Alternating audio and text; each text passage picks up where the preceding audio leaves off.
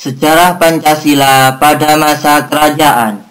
Menurut sejarah, pada kira-kira sekitar abad 7-12, bangsa Indonesia telah mendirikan kerajaan Sriwijaya di Sumatera Selatan, dan kemudian pada sekitar abad 13-16 didirikan pula kerajaan Majapahit di Jawa Timur. Kedua zaman itu kita jadikan tonggak sejarah karena pada masa waktu itu bangsa Indonesia telah memenuhi syarat-syarat sebagai bangsa yang mempunyai negara, baik Sriwijaya maupun Majapahit. Pada zamannya itu telah merupakan negara-negara yang berdaulat, bersatu serta mempunyai wilayah yang meliputi Nusantara ini. Pada zaman itu Indonesia telah mengalami kehidupan yang gemah ribah, loh jinawi, tata tentram, kertara harja. 1. Perjuangan bangsa Indonesia melawan penjajahan. Pada awal abad ke-16, mulai dapat suasana baru di perairan Indonesia, yaitu munculnya para pelaut berkulit putih dari Eropa yang diawali oleh orang-orang Portugis.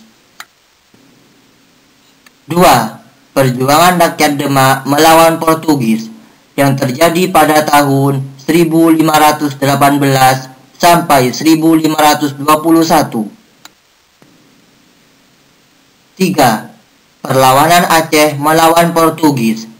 Di bawah pimpinan Sultan Iskandar, muda rakyat Aceh berjuang mempertahankan kedaulatan Aceh dan mengusir kekuasaan Portugis. 4. Perlawanan rakyat Ternate melawan Portugis yang terjadi di bawah pimpinan Sultan Hairun. Rakyat Ternate menentang kekuasaan Portugis.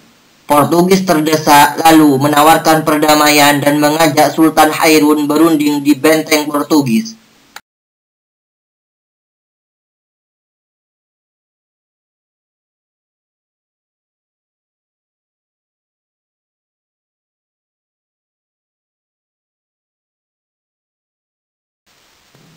Kebangkitan Nasional Indonesia.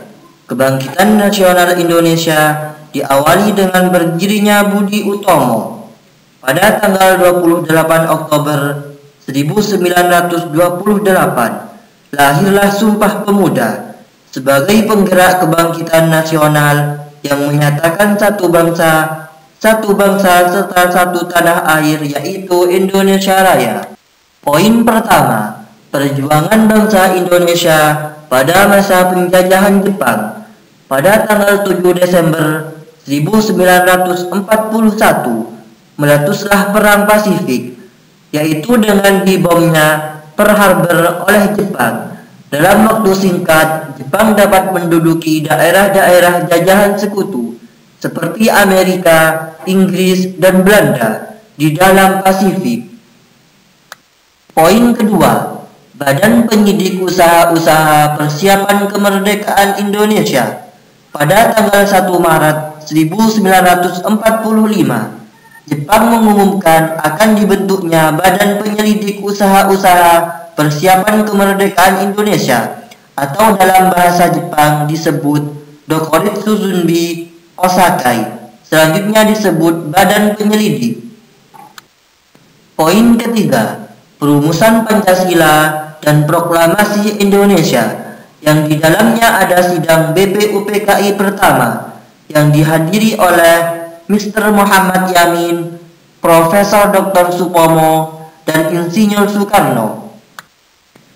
Sidang BPUPKI yang kedua pada tanggal 10 Juli 17 Juli 1945 yang di dalamnya membahas rancangan Undang-Undang Dasar beserta pembukaannya.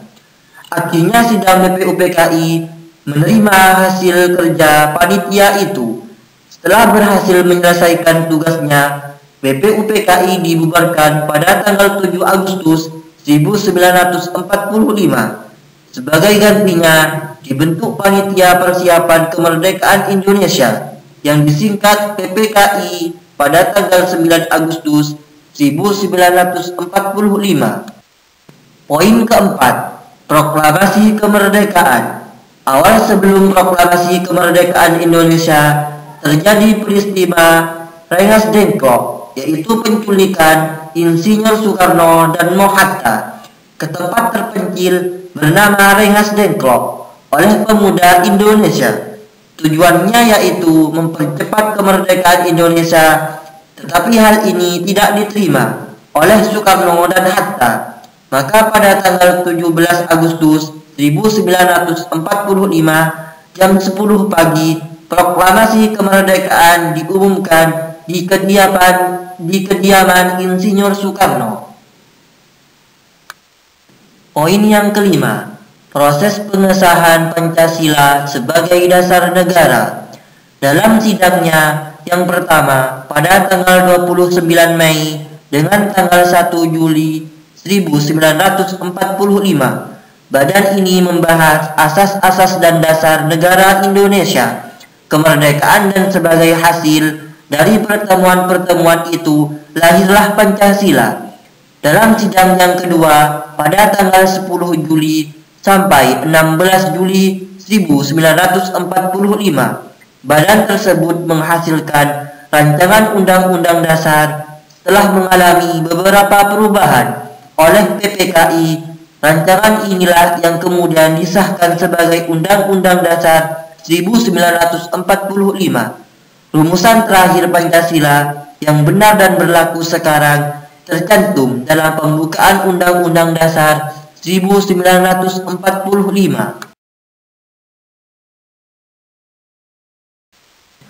Pancasila. 1. Ketuhanan yang Maha Esa, yang berlambang bintang emas dan bermakna cahaya kerohanian bagi setiap manusia. 2.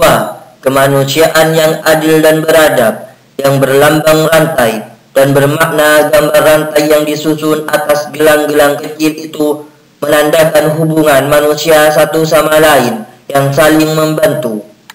3. Persatuan Indonesia, yang berlambang pohon beringin dan bermakna pohon beringin melambangkan pohon besar yang bisa digunakan oleh banyak orang sebagai tempat berteduh di bawahnya, mewakili negara Indonesia yang menjadi tempat berteduh semua rakyat Indonesia.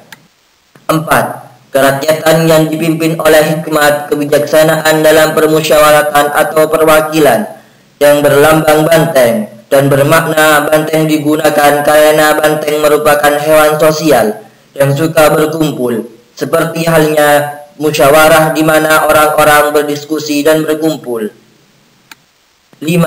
Keadilan sosial bagi seluruh rakyat Indonesia, yang berlambang padi dan kapas dan bermakna padi dan kapas melambangkan pangan dan sandang yang merupakan kebutuhan pokok semua rakyat Indonesia sebagai syarat utama untuk mencapai kemakmuran tanpa melihat status atau kedudukan.